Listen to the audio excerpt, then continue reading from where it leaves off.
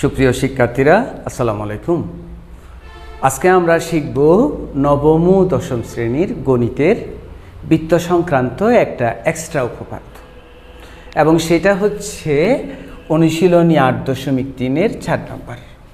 এটা অনেক মজার একটা উপপাদ্য, এক্সট্রা অনেক মজার, ভালো লাগবে তোমাদের যদি তোমরা ম্যাথকে একটু একটু করে ভালোবাসতে শুরু করো। হ্যাঁ, ভালো লাগবে। এবিসিডি চতুর্ভুজের বিপরীত কোণদ্বয় পরস্পর সম্পূরক। আমরা আগে তোমাদের সাথে শেয়ার করে নিই সম্পূরক কোণ কাকে বলে। কেমন? যদি দুইটা কোণ যোগ করলে 180 ডিগ্রি হয়, কোণ দুইটা যেখানে থাকবে থাকুক, দুটোটা যেমন যেমন যেমন এবি রেখার ও বিন্দুতে এই যে দুইটা কোণ তৈরি হয়েছে, এই দুইটা কোণ যোগ করলে অবশ্যই 180 ডিগ্রি হবে, 2 সমকোণ হবে। তখন এই দুটা কোণকে, এই যে দুটা কোণ হয়েছে, এই দুটা কোণকে পরস্পরের সম্পূরক কোণ বলে। এখানে তো পাশাপাশি আছে, কিন্তু পাশাপাশি থাকতে হবে এমন কোনো শর্ত নাই। যদি এমন হয় যে এটা একটা মনে করো চতুর্ভুজ, এই কোণ দুটা যোগ করলে অর্থাৎ এবিসি কোণ এবং এডিসি কোণ, এই দুটা কিন্তু পাশাপাশি নাই, দেখো দুইটা দুই পাশে, এই দুটা যোগ করলে যদি 180 ডিগ্রি হয় তখনও এরা পরস্পরের সম্পূরক কোণ। আসলে সম্পূরক কোণ মানে হলো যদি দুইটা কোণ যোগ করলে 180 ডিগ্রি হয় তখন একটাকে আরেকটার সম্পূরক কোণ বলে। এই দুইটা কোণ যোগ করলে 2 সমকোণ 180, তাহলে এউসি এর সম্পূরক কোণ হচ্ছে বিইউসি, বিইউসি এর সম্পূরক কোণ হচ্ছে এউসি। আবার মনে করো এখানের এই চতুর্ভুজের এবিসি কোণ আর এডিসি কোণ যোগ করলে যদি কোনো কারণে 180 ডিগ্রি হয়, তাহলে এবিসি এর সম্পূরক কোণ এডিসি, এডিসি কোণের সম্পূরক কোণ এবিসি। তাহলে দুইটা কোণ সম্পূরক হওয়ার অর্থ হলো কোণ দুটা যোগ করলে 180 ডিগ্রি হওয়া, 2 সমকোণ হওয়া। তো এখানে এবিসিডি চতুর্ভুজের বিপরীত কোণ দুটা সম্পূরক, তার মানে কি বিপরীত কোণ দুটা যোগ করলে 180। তার মানে এইরকম বলছে যে মনে করো এটা একটা চতুর্ভুজ, এই এবিসিডি মনে করো কি চতুর্ভুজ, সেই চতুর্ভুজের তুমি যদি এই বিএডি কোণ নাও এবং বিসিডি কোণ নাও, দুটোটা যদি যোগ করলে কত ডিগ্রি হয়? 180 ডিগ্রি হয়। তখন আমরা বলবো এই কোণ দুটোটা সম্পূরক, বিপরীত কোণ দুটোটা সম্পূরক কার? এবিসিডি চতুর্ভুজের। সেই রকমই বলছি, এবিসিডি চতুর্ভুজের বিপরীত কোণদ্বয় পরস্পর সম্পূরক, অর্থাৎ এইটার সাথে এটা যোগ করলেও 180, অনুরূপভাবে এইটার সাথে এইটা, অর্থাৎ এবিসির সাথে ডিয়ার স্টুডেন্ট এডিসি যদি যোগ করো তখনও 2 সমকোণ হবে। এটার সাথে এটা যোগ করলে 2 সমকোণ, এটার সাথে এটা যোগ করলে 2 সমকোণ। এটাকেই বলতেছে চতুর্ভুজের বিপরীত কোণদ্বয় সম্পূরক। এবিসিডি একটা চতুর্ভুজ, এর বিপরীত কোণদ্বয় সম্পূরক, অর্থাৎ এইটার সাথে এটা যোগ করলে 180, এটার সাথে এটা যোগ করলে 180। এখন আমাকে আরেকটা কথা বলছি, এই এসি রেখাটা, এই যে বিএডি কোণ আছে তার সমদ্বিখণ্ডক। কে সমদ্বিখণ্ডক বলছি? এসি রেখা। এই এসি রেখা কার? বিএডি এর। সমদ্বিখণ্ডক কাকে বলে একটু দেখি তো। বিএডি আর এটা সি। যদি কোনো রেখা একটা কোণকে সমান 2 কোণে বিভক্ত করে, সমান 2 কোণে বলতে মনে করো এসি রেখা বিএসি কোণকে কি বিএসি কোণ এবং ডিএসি কোণে বিভক্ত করলে এবং দুটোটা কোণের পরিমাণ সমান, মনে করো বিএসি যত বড় ডিএসিও তত বড়, এই দুটোটা কোণ যদি সমান, তখন এই এসি রেখাটাকে বলবো বিএডি এর কি? সমদ্বিখণ্ডক। তাহলে সমদ্বিখণ্ডক কাকে বলে? একটি রেখা কোনো কোণকে সমান 2 কোণে বিভক্ত করলে ওই রেখা ওই কোণের সমদ্বিখণ্ডক। তো এখানেও এসি রেখাটা বিএডি এর সমদ্বিখণ্ডক, অর্থাৎ বিএডিকে সমান 2 ভাগে ভাগ করেছে এসি রেখা। এখন তোমাকে কি প্রমাণ করতে বলছে? যে বিসি আর সিডি বাহু পরস্পর সমান, এই বাহু আর এই বাহু পরস্পর সমান। আমরা আশা করছি তুমি এক্সট্রা জ্যামিতিটা সাধারণ নির্বাচন বুঝেছো। এবিসিডি একটা এবিসিডি চতুর্ভুজের বিপরীত কোণ দুটোটা যোগ করলে সম্পূরক 180 ডিগ্রি। এসি রেখা এই বিএডি কোণকে সমান 2 কোণে বিভক্ত করে, সমদ্বিখণ্ডক এসি রেখা বিএডি এর। এখন তোমাকে প্রমাণ করতে হবে বিসি বাহু আর সিডি বাহু পরস্পর সমান। এখানে একটি কথা আমি উপপাদ্যটা শুরু করার আগে বলিনি, আমরা সবাই উপপাদ্য 14 পড়েছি। কি পড়েছি? যে কোনো চতুর্ভুজের বিপরীত কোণ দুটোটা যদি কি হয়, সম্পূরক হয়, তাহলে ওই চতুর্ভুজের শীর্ষবিন্দুগুলো সমবৃত্ত। এই ব্যাপারটাকে যদি আমি আমার নিজের ভাষায় বলি, আমাদের নিজের ভাষায় বলি, এইরকম বলতে হবে কি, কোনো চতুর্ভুজের বিপরীত কোণ দুটোটা যদি যোগ করলে কত হয়, 180 ডিগ্রি হয়। আমরা কি বলছি বুঝতে চেষ্টা করব, কিন্তু 180 ডিগ্রি হওয়া মানে সম্পূরক হওয়া আর কি। কোনো চতুর্ভুজের বিপরীত কোণদ্বয় যদি সম্পূরক হয়, তাহলে এর শীর্ষবিন্দু চারটি সমবৃত্ত, অর্থাৎ চারোটা দিয়ে বিন্দু দিয়ে একটা বৃত্ত আঁকা যায়। তার মানে তখন ওই চতুর্ভুজটা হয় কি চতুর্ভুজ, বৃত্তস্থ চতুর্ভুজ। তাহলে বৃত্তস্থ চতুর্ভুজ কাকে বলে? আমরা সবাই উপপাদ্য 23 পর্বটা দেখে নিব যারা দেখি নাই। যদি কোনো চতুর্ভুজের শীর্ষবিন্দুগুলো একটা বৃত্তের পরিধি দিয়ে যায়, কোনো চতুর্ভুজের শীর্ষবিন্দুগুলো যদি একটা বৃত্তের পরিধি দিয়ে যায়, তখন তাকে বৃত্তস্থ চতুর্ভুজ বলে। তাহলে বৃত্তস্থ চতুর্ভুজ কারা? যার বিপরীত কোণ দুটোটা যোগ করলে কি হয়, 180 ডিগ্রি হয়। তাহলে এত কথা থেকে যে কথাটা আমরা দাঁড়া করাইলাম সেটা হলো কি, কোনো চতুর্ভুজের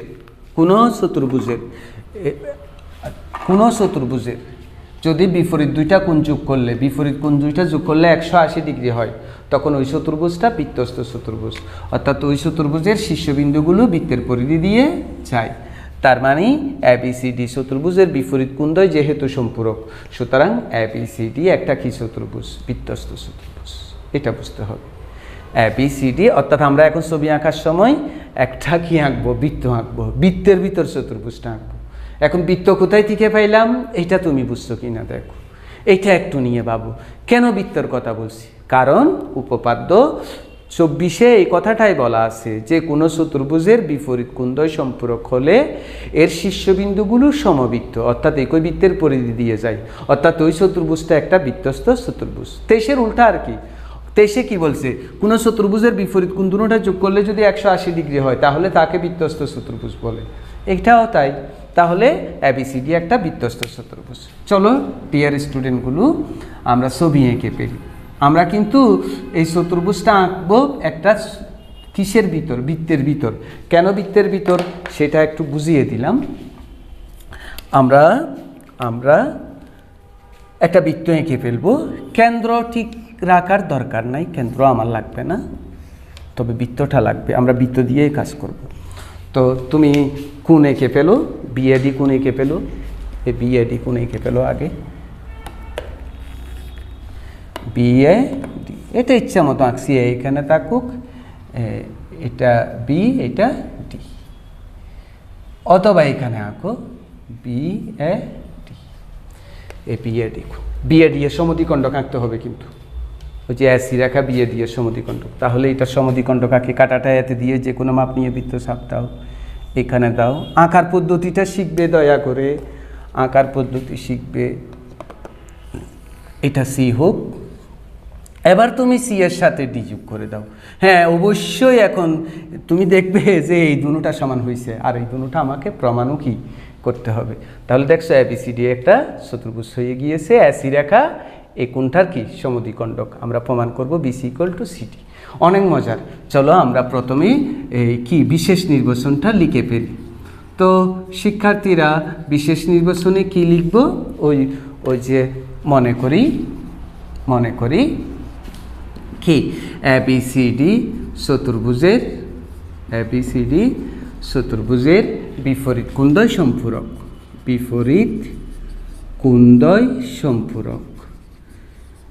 বিপরীত কোণদ্বয় সম্পূরক কেমন? AC রেখা কি, AC রেখার পরিচয় কি, BAD এর সমদ্বিখণ্ডক। AC রেখা BAD এর সমদ্বিখণ্ডক। এবার আমাকে কি প্রমাণ করতে বলছে সেটা আমরা প্রমাণ করব।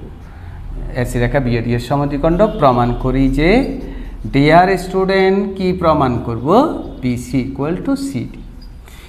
এটার প্রমাণে আমাকে আঁকতে হবে কিছু, তারপর আমরা প্রমাণ করব। অঙ্কনে আমি পরে যাই, আগে প্রমাণের ঠিক অঙ্কনে যাব। এখন দেখো, আগে এইটা বৃত্ত, কেন তুমি চতুর্ভুজ আঁকলে প্রমাণে আগে সেটা লিখে দাও। এটা যে একটা বৃত্তস্থ চতুর্ভুজ কেন হয়েছে সেটা লিখে দিতে হবে। কারণ আমি বৃত্তস্থ চতুর্ভুজ হলেই তো আমরা এখানে বৃত্তের উপপাদ্যটা প্রয়োগ করব। একই চাপের উপর দণ্ডায়মান বৃত্তস্থ কোণগুলো পরস্পর সমান, এটা আমরা এখানে প্রয়োগ করব। তো বৃত্তস্থ কোণের কথা যদি তুমি বৃত্তস্থ কোণগুলো সমান এটা যদি তুমি কি করতে চাও, প্রয়োগ করতে চাও, এখানে তো কোথাও বৃত্তের কথা নাই, তাহলে তুমি কেন বৃত্ত আঁকলে সেটা আগে ব্যাখ্যা করতে হবে না। সেই জন্য তুমি আগে এটা যে একটা বৃত্তস্থ চতুর্ভুজ কেন সেটা ব্যাখ্যা করো। তো আমরা কি লিখতেছি যে যেহেতু ABCD চতুর্ভুজের বিপরীত কোণদ্বয় সম্পূরক, সুতরাং ABCD একটি কি বৃত্তস্থ চতুর্ভুজ। ABCD একটা বৃত্তস্থ চতুর্ভুজ। আগে এটা যে একটা বৃত্তস্থ চতুর্ভুজ সেটা আগে তুমি ক্লিয়ার করো। হ্যাঁ, সেটাই লিখলাম। এখন ABCD যদি বৃত্তস্থ চতুর্ভুজ হয় তাহলে CD একটা বৃত্তচাপ হয় না? স্টুডেন্টগুলো খেয়াল করবা, সেই CD চাপের উপর দণ্ডায়মান এইটা DAC। আমি পাশে দেখো, এটা মনে করো একটা বৃত্তচাপ AC।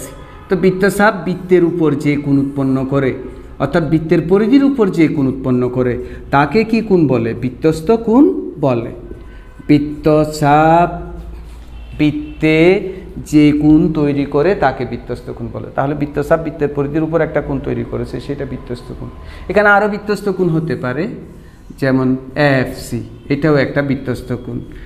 ADC, এটাও একটা বৃত্তস্থ কোণ। তো একই চাপের উপর যতগুলো বৃত্তস্থ কোণ আঁকবে সবগুলো পরস্পর সমান হবে। একই চাপের উপর দণ্ডায়মান যতগুলো বৃত্তস্থ কোণ হবে সব পরস্পর সমান হবে, সেটা আমরা এখানে প্রয়োগ করব। অর্থাৎ আমরা এটা বলতে চাচ্ছি, আমরা জানি, আমি এখনো অঙ্কন লিখি নাই, কিন্তু বৃত্তের একই চাপের উপর দণ্ডায়মান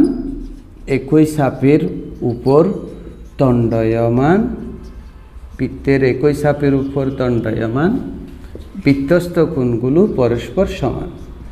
বৃত্তস্থ কোণগুলো পরস্পর সমান।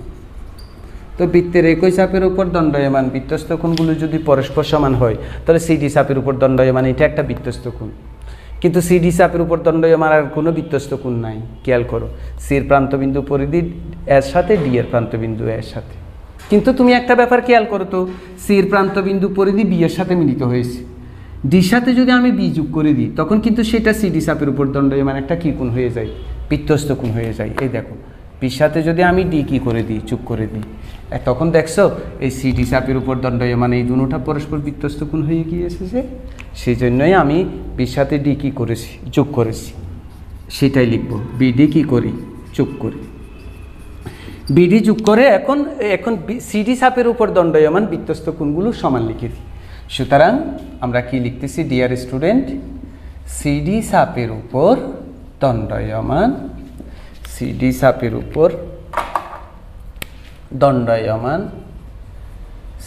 উপর দণ্ডায়মান একটা বৃত্তস্থ কোণকে CBD, আর একটা বৃত্তস্থ কোণকে CAD। আবার তুমি এই কোণটা দেখো, BC চাপটা দেখো, BC চাপের উপর দণ্ডায়মান B এর প্রান্তবিন্দু পরিধি এর সাথে, C এর প্রান্তবিন্দু পরিধি এর সাথে, তাহলে এটা একটা বৃত্তস্থ কোণ। আবার B এর প্রান্তবিন্দু D এর সাথে, C এর প্রান্তবিন্দু D এর সাথে, তাহলে এটাও একটা বৃত্তস্থ কোণ।